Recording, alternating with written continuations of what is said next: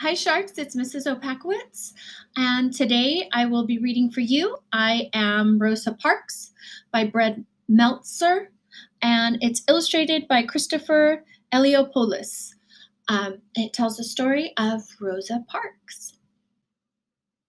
I am Rosa Parks by Brad Meltzer, illustrated by Christopher Eliopoulos. I am Rosa Parks. Growing up, I was small for my age. I was sick a lot too, since we didn't have money for a doctor. But that didn't mean I was weak. When I was 11, as I was walking home from school, a boy on roller skates came zipping by and shoved me. He thought I'd be an easy target. To his surprise, I turned around and pushed him back. I knew fighting was wrong, but I didn't want him picking on me again. His mother saw what happened. She was mad that I'd pushed him. Uh-oh, this is gonna be bad. Did you just push my son? But you know what made her even madder? I was black and her son was white. She immediately started yelling, "I'll have you put in jail. You'll never get out again." No question, it was scary, but my mother and grandfather taught me to respect myself and to expect respect from others. So, instead of backing down, I stood my ground, and calmly but firmly, I explained. Your son was the one who pushed me. I didn't bother him at all. I wasn't just standing up to that mom or even to the boy on roller skates. I was standing up for myself. After that, the boy and his mom never bothered me again. Still, it's hard to change things. Sometimes it can take a long time.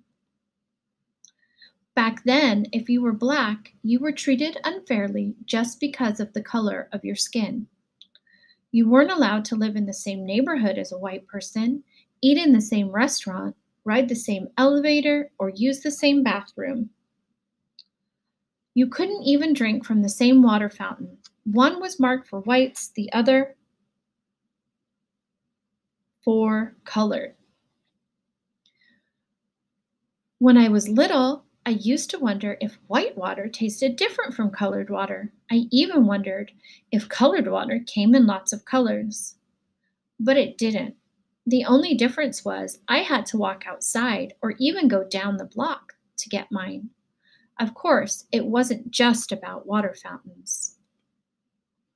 This was my school, a small, old wooden building with one room and one teacher for all of us. Everyone from the 5-year-olds to the 6th graders were stuffed in that one room. There were no windows, desks, and barely any books. We also brought our books home every night. Why? Because we were worried that folks who hated the color of our skin would burn down our school. Now here's the school for the kids who were white. Notice the difference? It was a new brick building with beautiful windows, new desks, and plenty of books, plus a playground. Also, if you were black, you had to walk to school. If you were white, you got to take a bus. The worst part was, when I'd walk home with my brother, the kids on the bus would throw trash at us. It made me feel horrible. But there were no civil rights back then. The only solution was to move off the road. And really, what kind of solution is that? As I got older, things didn't change much. One winter, I was waiting for the local city bus. If you were black, you had to ride in the back. If you were white, you rode up front. On that day, the back of the bus was packed. There's no room in here, lady. But there were plenty of seats in the front. I was just trying to find a place to sit. But as I entered through the front door of the bus, What do you think you're doing? You need to get off and use the back door. Only whites can come in the front." "But I'm already in." I tried to explain that there was no room to get in through the back. The driver didn't care. He wanted me off the bus. He grabbed me by my coat sleeve. I dropped my purse near the front door. To pick it up, I sat in the front seat, a white seat. It made the driver madder than ever. "That's it. Get out. Get off my bus." That's what he called it. My bus. As if it was his. The bus wasn't his, though. It belonged to all of us. Still, that afternoon, the driver got his way. He kicked me off. "See you soon." "Yes, you will." But I promise you, that wasn't the last time I'd face that bus driver. From there, in addition to working as a seamstress, I started working to change things. At the NAACP, we fought for fairer laws and made sure that people's stories were heard. I also stopped using colored water fountains. I'd rather go thirsty than be treated so poorly. It was the same with separate elevators. Instead of riding them, I'd take the stairs. But as for real change,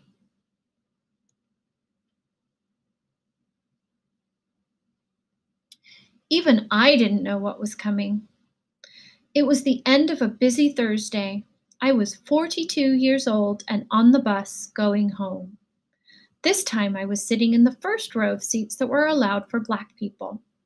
There was one man next to me and two women across from me.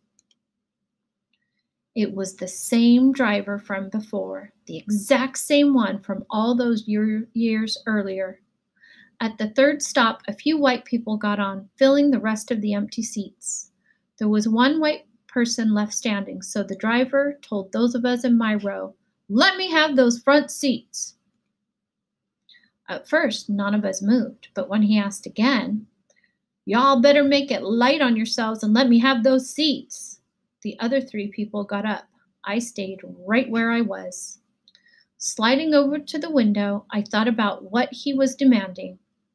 He wanted to take my seat away. He wanted to give it to that man. And why? Because I was Black and the man was white. "Come on, get up." I knew what the rules said, but I also knew in my heart that's not how you treat people.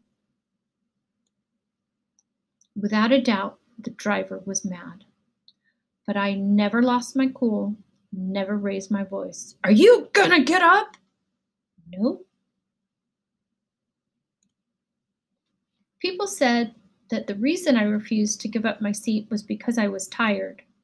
And I was. But it wasn't the kind of tired that came from aching feet. The only tired I was tired of giving in. "Well, I'm gonna have you arrested." "You may go on and do so." Before me, there were other brave women who had refused to give up their seats. Still, on that day, for violating the rules of Montgomery, Alabama, I got arrested.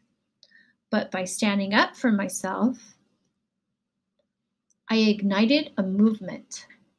From there, the Montgomery bus boycott began. For 381 days, that's well over a year, all Blacks in the city and even a few whites refused to ride the public buses. "But if you don't use the buses, we'll go out of business." "Then maybe you should think about changing your rules." Finally, the rules were changed. Public buses were no longer allowed to separate people based on the color of their skin. That was only the beginning.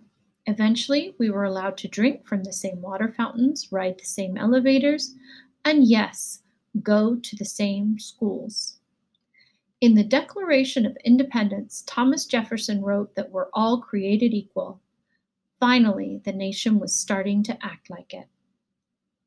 Of course, that didn't mean the fight was over. There were thousands of other people just like that bus driver. But after hearing how I didn't give up my seat, there were now thousands of more people just like me, together, inspired, and committed to justice. In my life, people tried to knock me down, tried to make me feel less than I was. They teased me for being small, being black, being different. Let me be clear, no one should be able to do that. But if they try, you must stand strong. Stand for what's right. Stand up for yourself, even if it means sitting down. When you do so, others will follow.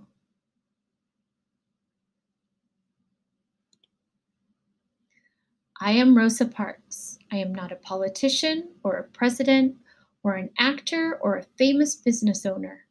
I'm just an ordinary person, but I'm also proof there's no such thing as an ordinary person.